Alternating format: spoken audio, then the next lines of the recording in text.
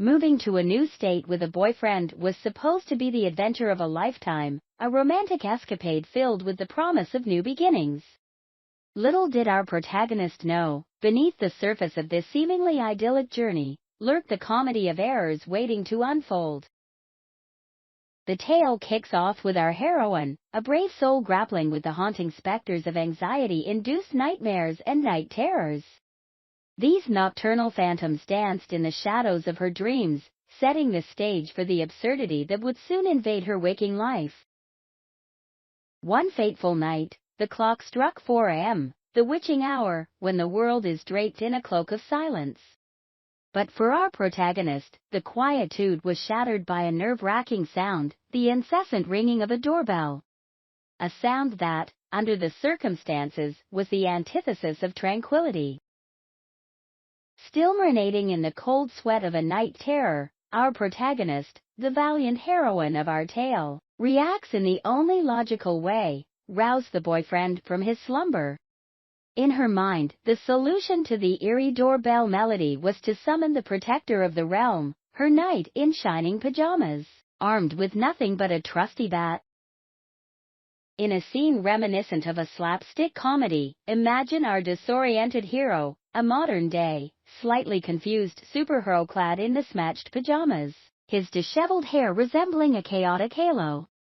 This courageous champion, with one eye still half closed from sleep, grabs the nearest blunt object and emerges as the valiant defender of domestic peace.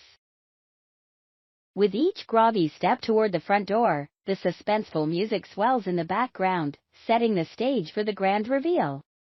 The tension builds as our dynamic duo approaches the source of the mysterious late-night chime, shadows dancing on the walls in sync with the beats of their hearts. And then, the moment of truth arrives. The boyfriend, armed with a bat and fueled by a blurry mix of bravery and exhaustion, throws open the door to face the unknown.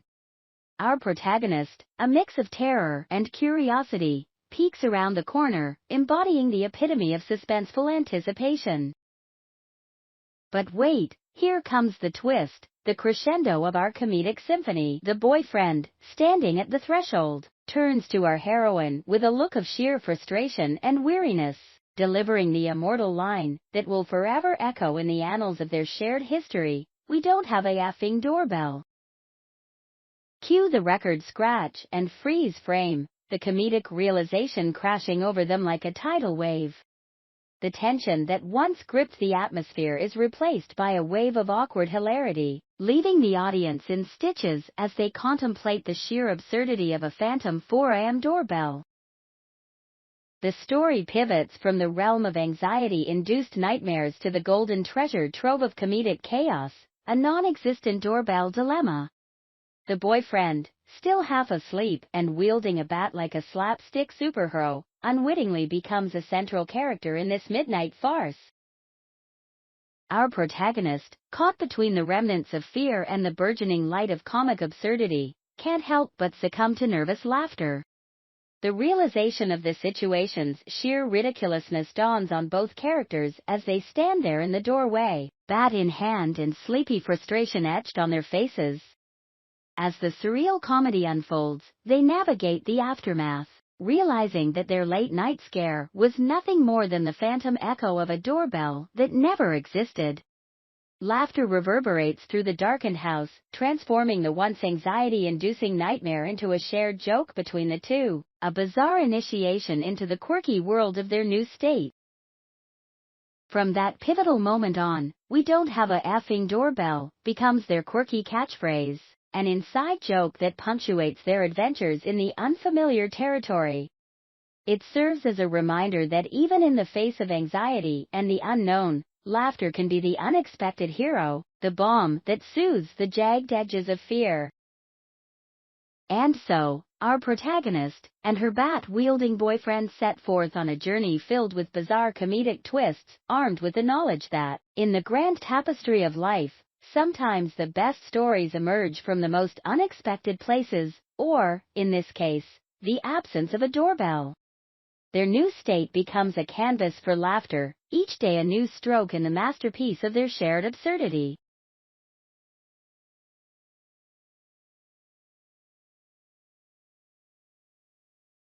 In the heart of bustling corporate America, amidst the skyscrapers and bustling city life, there was a peculiar employee at Consolidated Global Dynamics, a duck named Quackerwacky.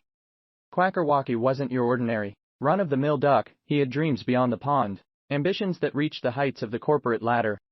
And so, dressed in a slightly oversized suit, he waddled into the concrete jungle each day, determined to make a splash in the corporate world. His cubicle, nestled between two rather puzzled human co-workers, became the epicenter of his endeavors. Quackerwacky had mastered the art of typing with his webbed feet, a skill that left his colleagues in awe and confusion. His quacks were eloquent, seamlessly blending into the cacophony of ringing phones and tapping keyboards. Despite his feathered disguise, Quackerwacky became an asset to the company. His unconventional approach to problem-solving brought a fresh perspective to brainstorming sessions, and his knack for multitasking, juggling pens with his beak while typing with his feet, made him an office legend. However, the challenges of corporate life were not lost on Quackerwacky. Meetings were particularly tricky. His webbed feet struggled to operate the elevator buttons, often resulting in unintentional trips to the wrong floor. Colleagues, accustomed to human norms, exchanged bemused glances as Quackerwacky quacked his approval during presentations. One day, an important client visit was scheduled. Quackerwacky, determined to make a favorable impression, spent hours practicing his human-like gestures in front of the restroom mirror. His tie, slightly askew, was the epitome of duck chic. Armed with a clipboard and a determination to blend in, he entered the meeting room. The client, a stoic figure in a tailored suit, raised an eyebrow at the sight of Quackerwacky. The room fell silent as the duck took a seat, clipboard in wing, ready to tackle the business at hand. Quackerwacky's boss, Mr. Thompson, exchanged a concerned glance with the client before clearing his throat. "Ladies and gentlemen, let's proceed with the presentation," Mr. Thompson declared, desperately trying to maintain an air of professionalism. Quackerwacky, undeterred, began quacking out the quarterly reports.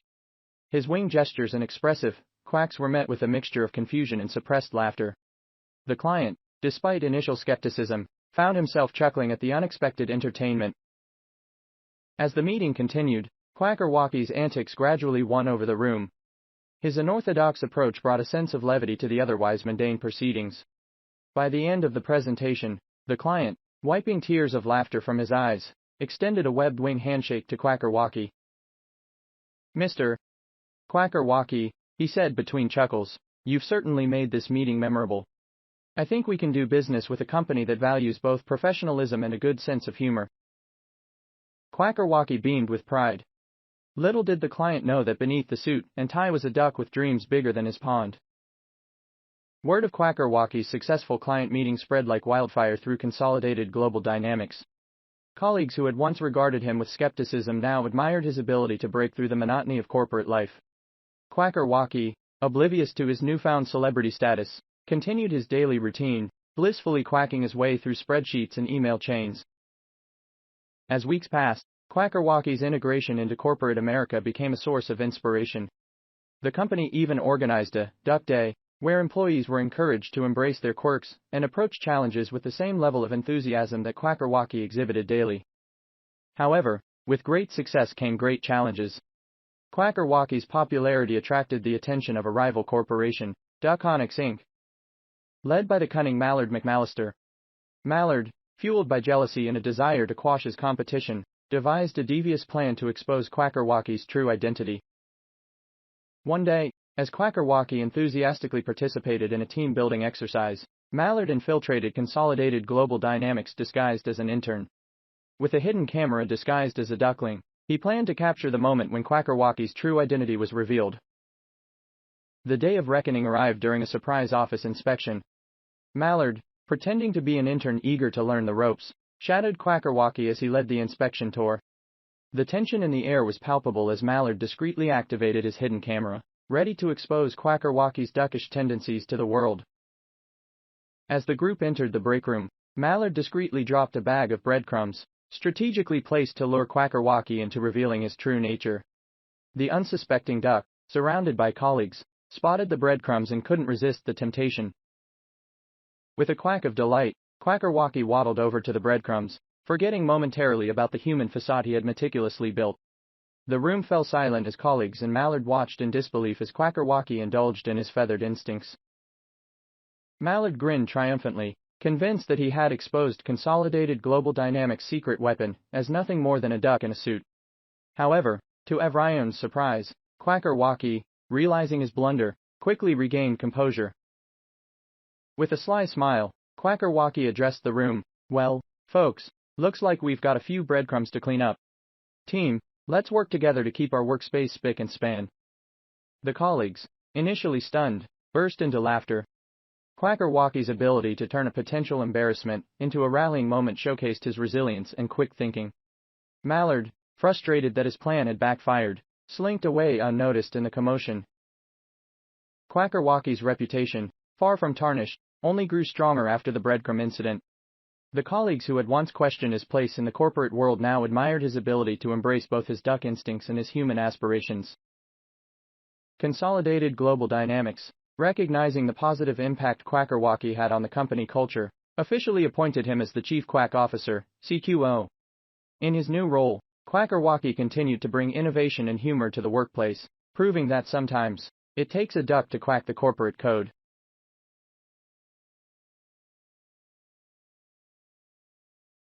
Victoria's no longer a secret, the Pantless Chronicles. In the eccentric world of the Smith family, each day brought forth a new saga of absurdity. At the helm of this quirk-filled ship was my oldest brother, Ethan, a man who harbored an intense disdain for pants. Yes, you read that right. Pants, those ubiquitous leg-covering garments, were the bane of Ethan's existence, at least within the sacred confines of our home. It all began innocently enough. One lazy Sunday afternoon, the family was strewn across the living room, reveling in the joy of a pants-free existence. Ethan, a staunch advocate for boxer shorts, paraded into the room with an air of nonchalance, his lower half clad in nothing but the aforementioned undergarment. A true gentleman, he insisted on maintaining a level of modesty. Boxers, yes; pants, absolutely not. As we lounged on the couch, immersed in the blissful ambience of a pants-optional Sunday, my younger brother Eric, ever the curious soul, decided to test the boundaries of the familial no-pants pact. With a mischievous glint in his eye, Eric turned to Ethan and popped the question that would forever alter the trajectory of our domestic absurdity. "Hey, Ethan, mind if I join the pants-free party?" Eric inquired, his innocent request shrouded in the air of impending chaos. To everyone's surprise, Ethan, in all his pantsless glory, nodded nonchalantly. "Sure thing, little bro.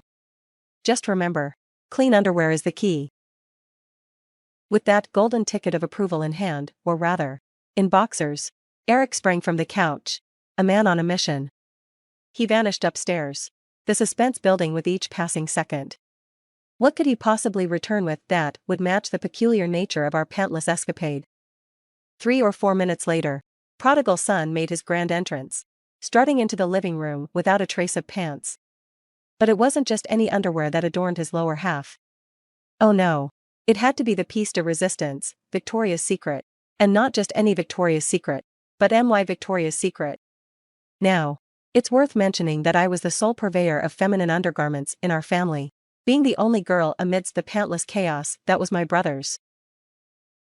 The sight that unfolded before our unsuspecting eyes was a comedic masterpiece.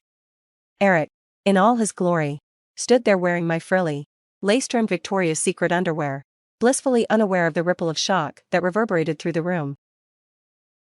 Ethan, the instigator of this pantless fiesta, erupted into laughter, his mirthful howls echoing through the living room. Nate, the next oldest in our band of misfits, found himself rolling on the floor in hysterics.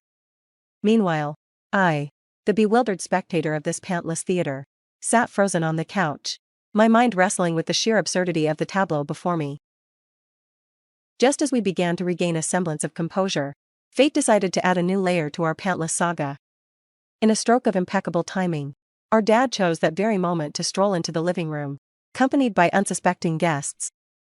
The universe, it seemed, had a penchant for orchestrating comedic chaos at the most inconvenient moments. Imagine the scene: one of my 10-year-old brothers, clad in my frilliest Victoria's Secret underwear, standing proudly in the living room. The oldest brother, Ethan, a paragon of pantslessness, still chuckling like a madman. Nate, the next in line, attempting to regain control of his laughter from the floor. And there I sat, the only girl in the family, caught in the crossfire of absurdity, contemplating the life choices that led to this very moment. Dad, bless his unsuspecting heart, entered the living room with the innocence of someone completely oblivious to the familial pantless shenanigans. His face morphed from casual greeting to a frozen tableau of disbelief as his eyes landed on Eric, proudly flaunting his stolen Victoria's Secret loot. The silence that followed was deafening, broken only by the muffled snickers of my brothers desperately attempting to stifle their laughter. Dad, after what felt like an eternity, managed to muster a weak greeting to our bewildered guests, whose expressions oscillated between shock and amusement. The neighbors, unfortunately, became unwilling witnesses to this unbridled display of familial eccentricity. Little did we know that the Smith household had unwittingly earned the title of the most unconventional residents on the block. The neighbors, perhaps wisely, never graced our doorstep with their presence again. The pantless legacy of the Smith family persisted, an unspoken agreement that pants were optional and absurdity was non-negotiable. Eric's daring venture into my Victoria's Secret realm became a cherished tale, a narrative woven into the fabric of our family lore. And so, in the annals of Smith family history, the day Victoria's Secret was no longer a secret became a comedic chapter, a testament to the fact that in our household, laughter reigned supreme, and pants were forever optional.